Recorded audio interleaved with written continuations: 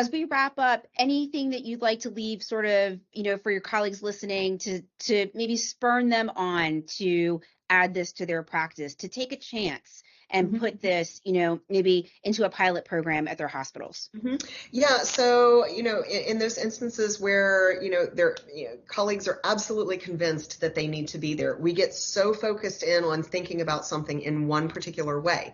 I would say, okay, start out with baby steps, because this is, I know I've been doing this, for a while now, and developed my company to build these programs for, for facilities. So I know that it works. And now I'm used to thinking in the telehealth frame of mind. So for those that say, no, I'm still not comfortable, well, let's go with baby steps and talk to someone like myself who builds these companies, or you who has a lot of experience, and we can give you kind of the roadmap for those things that you can start out with seeing by telehealth, baby steps. And then as you get more comfortable, then I think my colleagues would be very, very shocked at what you actually can do with telehealth. But it's okay to start out with baby steps because we've been conditioned.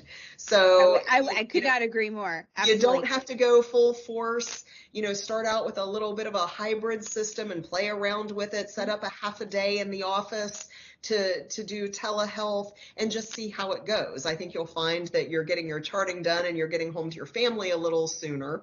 And it's also a little more comfortable. Sometimes it's nice to stay home and see patients from home, especially if you're a doctor that has small children or you need, something else is going on, or you're not feeling quite right. I mean, I was doing telehealth from my home when I had COVID and couldn't go into the office. I was still seeing patients. I was fatigued, but I wasn't having to run back and forth from room to room. So I was able to still work and see patients even when I was ill.